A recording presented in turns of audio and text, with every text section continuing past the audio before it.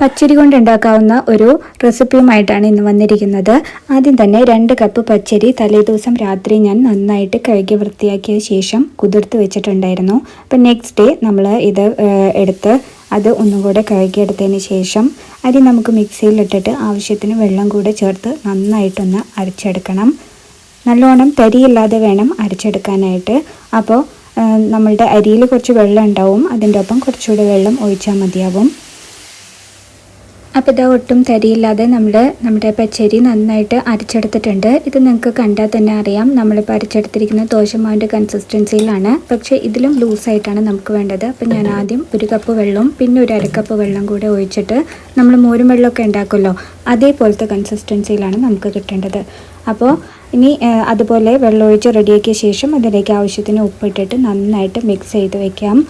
ഇനി നമുക്ക് ദോശ ഉണ്ടാക്കാനായിട്ട് തുടങ്ങാം. അപ്പം നമുക്ക് ഒന്നുമില്ലെങ്കിൽ നോൺ സ്റ്റിക്കിൽ ഉണ്ടാക്കാം, അല്ലെങ്കിൽ നമ്മുടെ ദോശ തവ ഉണ്ടല്ലോ ഇരുമ്പ് ചട്ടിയിൽ ഉണ്ടാക്കാം. അപ്പോൾ ഇതുപോലെ നമ്മൾ ഒഴിച്ചു കൊടുക്കുകയാണ് ചെയ്യുന്നത്. അതിനുശേഷം എല്ലായിടത്തും മാവ് ഒഴിച്ചതിന് ശേഷം ഇത് മൂടി വെച്ച് വേവിക്കാം. ഇത് ശരിക്കും 1 മിനിറ്റ് മതി ഇത് വെന്ത് വരാനായിട്ട്. ഒഴിച്ച ശേഷം മൂടി വെച്ച് 1 മിനിറ്റിന് ശേഷം തുറന്ന് നോക്കുമ്പോൾ നമ്മുടെ അരിദോശ റെഡി ആയിട്ടുണ്ടാവും. ഈസിയാണ് ഉണ്ടാക്കാനായിട്ട്, വേറെ ഡെക്കറേഷൻസ് ഒന്നും നമ്മളിതിൽ ചെയ്യുന്നില്ല. അപ്പോൾ നമുക്കിതിൻ്റെ കൂടെ കഴിക്കാനായിട്ട് ഒരു കറി നമ്മൾ ഉണ്ടാക്കിയിട്ടുണ്ട്, മുട്ടക്കറിയാണ് ഉണ്ടാക്കുന്നത്. അപ്പോൾ അതിൻ്റെ റെസിപ്പിയും കൂടെ നമുക്കിതിൽ കാണാം. നാടൻ മുട്ടക്കറി ഉണ്ടാക്കാനായിട്ട് ഒരു ചീനച്ചട്ടിയിൽ 1 ടേബിൾ സ്പൂൺ വെളിച്ചെണ്ണ ചൂടാക്കിയിട്ട് അതിലേക്ക് 1 ടീസ്പൂൺ കടുകിട്ട് പൊട്ടിക്കാം. കടുക് പൊട്ടി വന്ന ശേഷം ഇടത്തരം വലിപ്പത്തിലുള്ള 3 സബോള നീളത്തിലരിഞ്ഞത് ചേർത്ത് കൊടുക്കാം. അതിൻ്റെ ഒപ്പം തന്നെ അതിലേക്ക് ഒരു ചെറിയ കഷ്ണം ഇഞ്ചി നീളത്തിലരിഞ്ഞതും കൂടെ ചേർക്കാം. ഗ്രേവിക്ക് ആവശ്യമായിട്ടുള്ള ഉപ്പും കൂടെ ചേർത്തിട്ട് നന്നായിട്ടൊന്ന് വഴറ്റിയെടുക്കണം. ഒരു ലൈറ്റ് ബ്രൗൺ കളർ ആവുന്നത് വരെ നമുക്ക് സബോള വഴറ്റിയെടുക്കണം. ലൈറ്റ് ബ്രൗൺ കളർ ആയ ശേഷം 1/4 ടീസ്പൂൺ മഞ്ഞൾപ്പൊടിയും 1.5 സ്പൂൺ മല്ലിപ്പൊടിയും 3/4 സ്പൂൺ മുളക് പൊടിയും കൂടെ ചേർക്കാം. അതിലേക്ക് 1/4 ടീസ്പൂൺ കുരുമുളക് പൊടിയും കൂടെ ചേർത്തിട്ട് പച്ചമണം മാറുന്നത് വരെ നന്നായിട്ടൊന്ന് വഴറ്റിയെടുക്കണം.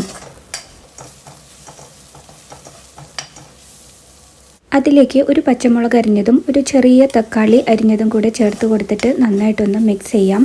ഇനി അതിൻ്റെ ഇടയിൽ നമുക്ക് തേങ്ങയുടെ അരപ്പ് റെഡിയാക്കണം. അതിന് വേണ്ടിയിട്ട് 3/4 കപ്പ് ചിരവിയ തേങ്ങയും 1/4 ടീസ്പൂൺ നല്ല ജീരകവും കൂടെ വെള്ളം ഒഴിച്ച് നന്നായിട്ട് പേസ്റ്റ് പോലെ അരച്ചെടുക്കുക. അത് ഇതിലേക്ക് ഒഴിച്ചു കൊടുക്കാം. ഗ്രേവിക്ക് ആവശ്യമായിട്ടുള്ള വെള്ളം കൂടെ ഒഴിച്ചു കൊടുക്കണം.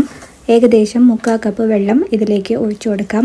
നന്നായി തിള വന്ന ശേഷം പുഴുങ്ങി വെച്ചിരിക്കുന്ന 4 മുട്ട അതിലേക്ക് ചേർത്ത് കൊടുത്ത് എണ്ണ തെളിയുന്നത് വരെ നമുക്ക് തിളപ്പിച്ചെടുക്കണം.